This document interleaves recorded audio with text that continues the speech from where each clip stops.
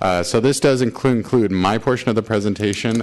Peter Alba from SFMTA is next to discuss the circulation design and transportation effects of the project.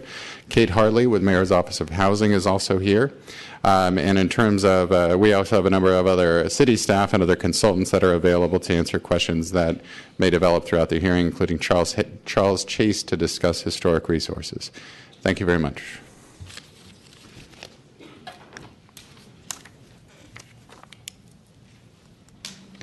Good afternoon, Peter Albert from SFMTA, and if I could have the slides of the computer screen. So I came to you, it was a couple of weeks ago, I think, and we were talking about the transportation programs that were part of this project. I wanted to just represent the kind of work that we had done with MTA, especially the multimodal staff at MTA, because the project represents not just transit engineering, transit analysis, but also the priority improvements for safety, for bicycle access, loading, parking, all of those considerations. The diagram that you see on the screen here shows some of the context that was pretty important. What you don't see, that I think is a really important starting point, is the sort of extraordinary nature of this project compared to the other projects I got to work with. Usually the big projects I'm talking with you about are more in the periphery of downtown, and they don't have BART, Caltrain, Muni Metro, and all the Muni lines within a pretty short walking distance. This project does. So the analysis and the EIR that went into this show the relatively high transit mode split we'd start with. The most important challenge with this project is to understand how most people are going to be moving about and making sure we accommodate that movement in a way that's safe, in the way that incentivizes a behavior that helps make this project more sustainable. So I could talk a bit about that.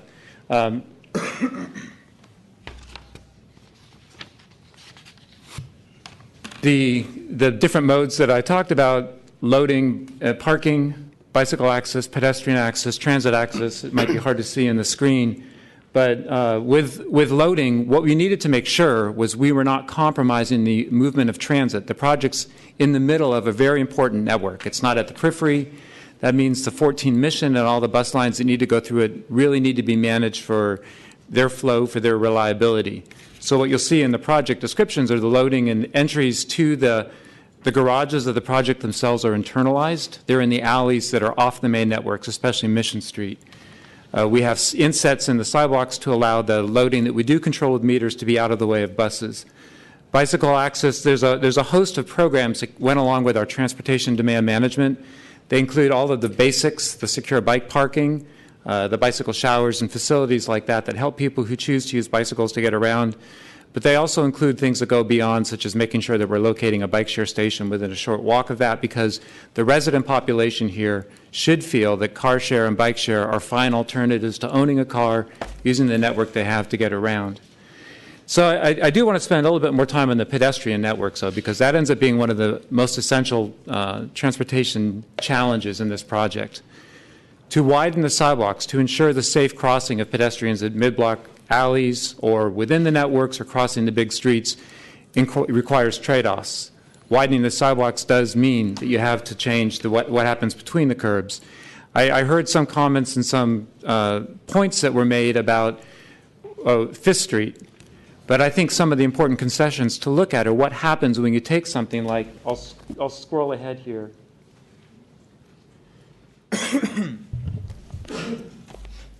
The image on the left, it's hard to see here, but there's this sort of notorious pork chop at the corner of 5th and Mission. That creates a free right turn, so cars that are going northbound on 5th just kept moving. They didn't stop. They weren't really controlled by the signal. Pedestrians who try to walk across Mission and 5th know this intersection really well. One of the outcomes of all of the design engineering that went into this was to eliminate that pork chop, which means that the cars that are turning right are in the traffic with all the other cars turning right. Pedestrians have primacy. Pedestrians have the visibility. There's not that free right movement that jeopardized pedestrian safety. That was directly recommended by SFMTA. It's consistent with our Vision Zero and all of our pedestrian priority planning. So I wanted to see if that could help clarify what people were suggesting were concerns about the loss of a turn movement or how we are addressing pedestrian safety. This is one example of a big change to Fifth Street that actually represents the mode split that we want to support and we want to make more safe, pedestrian circulation.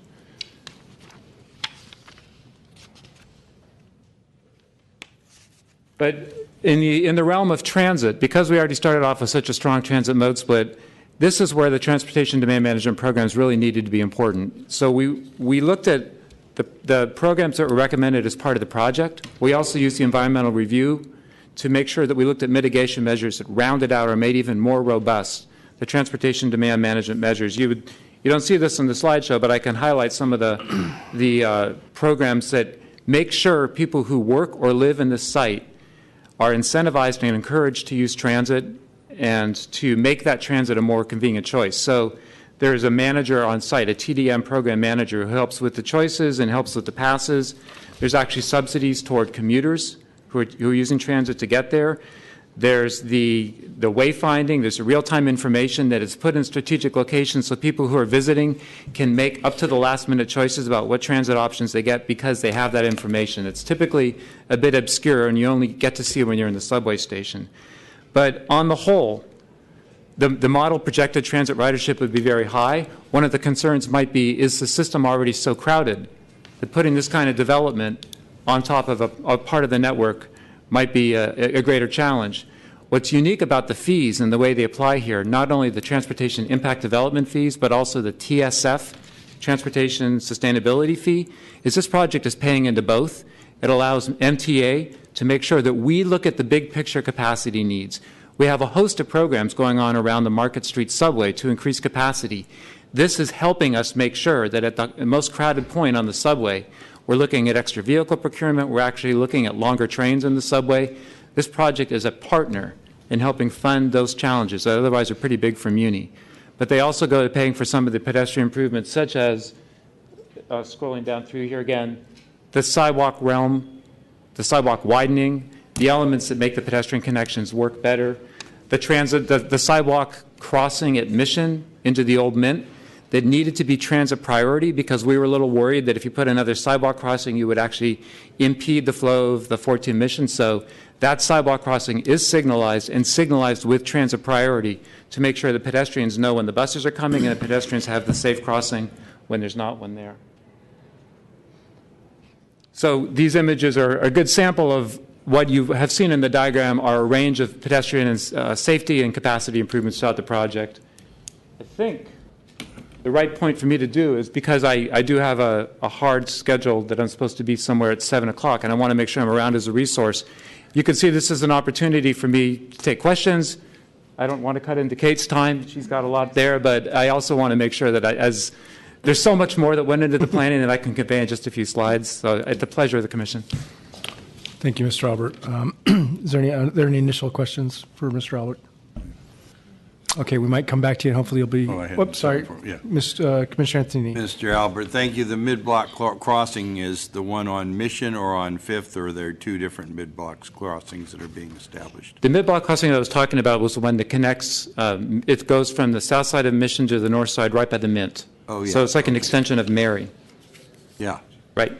So that'll be very helpful. Well, and one of the concerns from our transit planners was that without the signal priority, it might have actually made it harder for the Muni line to be reliable on Mission Street. Thank you.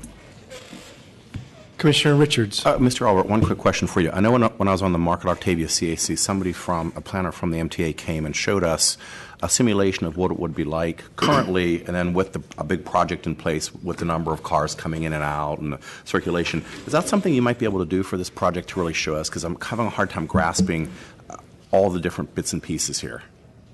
To show the simulation of transportation movement through the project, the cars? Through the different streets. And I'd love to meet with you offline and kind of go over that.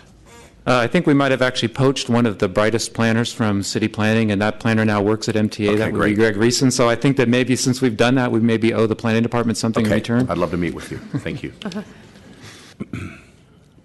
Okay. Okay, I will be happy to sit here in the front if there's other questions that come along. Thank you very much. Oh, sorry, Commissioner Johnson. No, well, since he's going to stay, we'll wait. I thought you were trying to go for dinner. Commissioner Moore. Mr. Albert, the only thing I would be concerned about is that the distance to the crossing is a relatively short one. It's not mid-block. It is in the very beginning, probably 100, 120 feet in. If a bus comes or a double accentuated bus, what do you do? Right, thank you. That is a closer location than we like to put a mid-block crossing. Right. That's exactly correct, which is one of the concerns that the community transit planners had, which is why the signal priority makes a difference. The signal priority speaks to the signal and says, I'm coming through. That changes that so that the bus doesn't get stuck in that. Now, the possibility of jaywalking is always real, but without the signalized crosswalk, the jaywalking would actually be a more difficult project to manage because the Mint Plaza alley connects right to that side. And if you watch what happens now, as we did, there are people jaywalking there all the time. The thing I would be more concerned is other cars following a bus, riding on the wings of making it through the intersection and then getting stuck because the bus is already taking up the space between the change of light and where the next intersection is, the new crosswalk is. That is, I think, a big concern, and unless we find other ways of basically enforcing not crossing on yellow light or change of light, that is the only way to make these kinds of things work. To make sure I understand your point, the important partner to this would be enforcement to make sure That's the correct. traffics aren't blocking the box. Right. Commissioner Johnson. Thank you. Sorry, just want to make it really quick. I'm Mr. Albert. I apologize if you do have to leave. Commissioner Moore really asked the question I was going to ask about the proximity of the crosswalk from Mary to Mission Street. But other than that, I just wanted to say that I appreciate your elaboration on the analysis around circulation and the transit fees we'll be getting from TSF and TIDM, as well as the Transportation Demand Management Program. So I don't know if that impacts you staying, but I just wanted to make sure, because I said before that I might have other questions, but I think Commissioner Moore covered it, and I think you covered it really well in your presentation. And I will, Peter Albert from MTA, I will stay until 10 till. That still gives me time to make my 7 o'clock meeting. Well, yeah, we have like a million cards, so. Good evening, Commissioners. Rob Poole with the San Francisco Housing Action Coalition, speaking on behalf of our 200 members. First, I've got to commend you. You've got a lot of endurance. It's impressive. So Forest City came to us twice. We saw the project when it was 25% affordable, and it was 2 office buildings. 5 months later, 33% affordable, and they chose a preservation alternative. It clearly shows a lot of collaboration with the community and the city and really thinking through a thoughtful, creative plan. The affordability package kind of, you've heard it, it speaks for itself, but it's impressive and creative. The 80-20 deal, and call it a dedicated in lieu fee or off-site program. We would love to see more partnerships like that with market-rate nonprofit developers, and we hope to work on policies that encourage that moving forward. In terms of urban form, I think the SUD really allows this project to look a little more interesting than you might see if it was just 3 buildings that are all the same height. They've managed to incorporate a lot of open space, publicly accessible open space.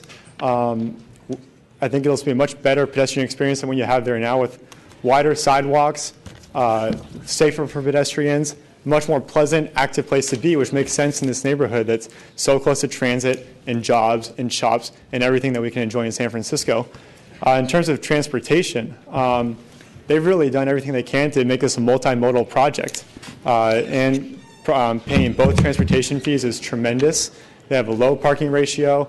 This will be bikeable. They'll have bike share. This is kind of what you want to see in a new development. It's a lot of great, well thought out density next to transit and jobs for people of all income levels, which completely aligns with our mission. So we can only really say good things about this SUD, and we hope to see it move forward. Thank you.